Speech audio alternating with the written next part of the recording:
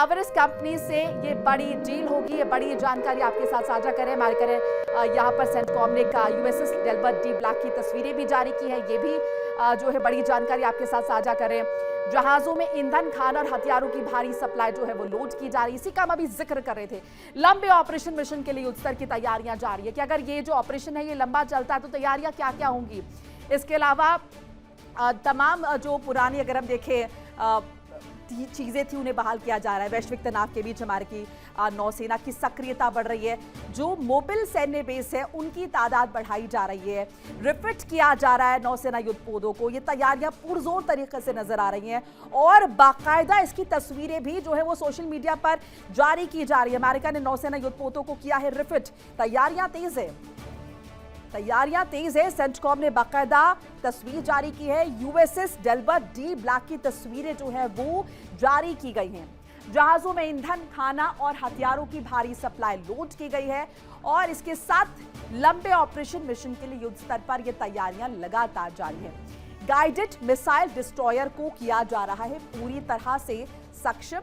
और आप जरा ये समझिए, वैश्विक तनाव के बीच अमेरिकी नौसेना की सक्रियता बहुत ज्यादा बढ़ी हुई नजर आ रही है।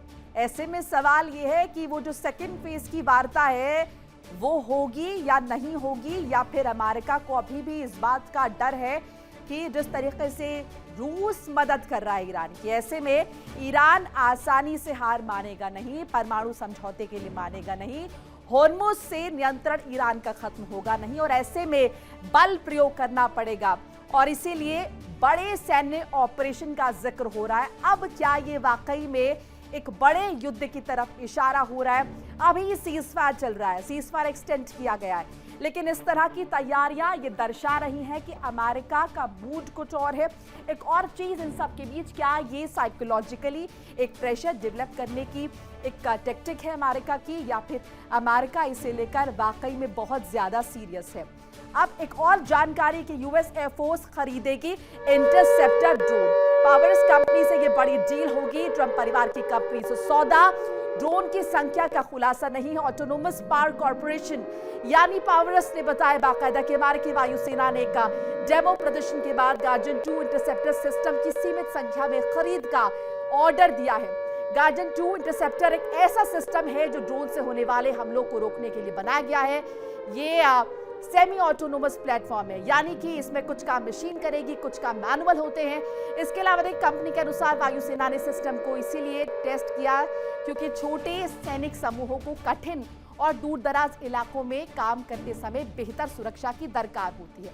यह सिस्टम छोटे ड्रोन ग्रुप 1 से 3 तक को पहचानता है, उनका पीछा करता है और उन्हें रोक सकता है या फिर नष्ट कर सकता है। इसे खास तौर पर हल्के और आसानी से कहीं भी ले जाकर इस्तेमाल करने लायक बनाया गया है ताकि सैनिक इसे बेस के बाहर भी इस्तेमाल कर सके। अब ये तैयारियां किस तरफ इशारा कर रही है? एक तरफ युद्ध स्तर पर तैयारियां हो रही है, रिफिलिंग हो रही है, लॉजिस्टिक्स तैयार हो रहे हैं। दूसरी तरफ इस तरह का सौदा, ये क्या इशारा कर रहा है? निश्चित तौर पर ये इशारा कर रहा है किसी बड़े मिलिट्री ऑपरेशन की तैयारियों। मुमकिन है कि जिस तरीके से बैक चैनल अमेरिका यहाँ पर बातचीत करने के प्रिटेंड कर रहा है और वो अंतर्राष्ट्रीय मंच पर ये बता रहा है कि वो किस तरीके से शांति का हिमायती है, दूसरी तरफ वो चाहता है कि बल प्रयोग करके सैन्य क्षमता के जरिए वो यहाँ पर ईरान को झुका दे। देखिए इंडिया डेली 24/7 अब आपके स्मार्ट टीवी पर। इंडिया डेली मौजूद है सभी डिजिटल प्लेटफॉर्म पर लाइव और लगातार। इंडिया डेली 24/7 हर दिन राष्ट्र को समर्पित।